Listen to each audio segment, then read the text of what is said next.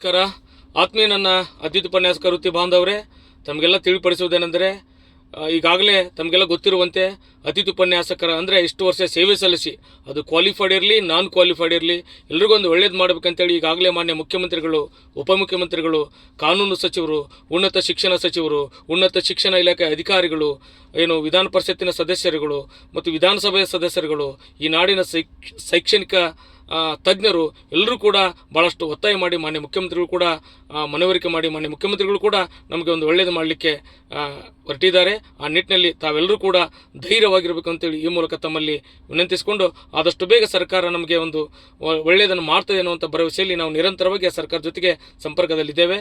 ತಾವೆಲ್ಲರೂ ಕೂಡ ಮತ್ತೊಮ್ಮೆ ಮನವಿ ಮಾಡ್ಕೊಳ್ತೇನೆಂದರೆ, ಈ ವಾಟ್ಸಪ್ ಗ್ರೂಪ್ಗಳಲ್ಲಿ ಬರುವಂಥ ಸಂದೇಶಗಳಿಗೆ 15 ವರ್ಷ ಮಾಡ್ತಾರೆ ಹಾಗೆ ಹೀಗೆ ಅವಕ್ಕೆ ಯಾವಕ್ಕೂ ಕೂಡ ತಲೆ ಕೆಡಿಸ್ಕೊಳ್ಬೇಡಿ. ಅವೆಲ್ಲ ಸುಳ್ಳು. ಆ ಬಲ್ಲ ಮೂಲಗಳಿಂದ ಬಂದರೆ ಹಾಗೆ ಬಂದರೆ ಹೀಗೆ ಬಂದರೆ ಸಂದೇಶಗಳನ್ನ ಹಾಕೋದಕ್ಕೆ ಯಾರು ಕೂಡ ತಲೆ ಕೆಡಿಸ್ಕೊಬೇಡ್ರಿ.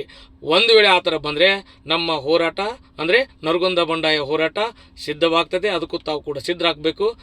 ದಯಮಾಡಿ ಸರ್ಕಾರ ಅದಕ್ಕೆ ಅವಕಾಶ ಮಾಡಿಕೊಡಲ್ಲ ಅಂತ ನನಗೆ ಭರವಸೆ ಇದೆ. ಆ ನಿಟ್ಟಿನಲ್ಲಿ ತಾವೆಲ್ಲರೂ ಕೂಡ ಧೈರ್ಯವಾಗಿರ್ಬೇಕಂತೇಳಿ ಈ ಮೂಲಕ ತಮ್ಮಲ್ಲಿ ಮನವಿ ಮಾಡಿಕೊಂಡು ನಾನು ಮಾತು ಮುಗಿಸ್ತೇನೆ. ಜೈ ಭುವನೇಶ್ವರಿ.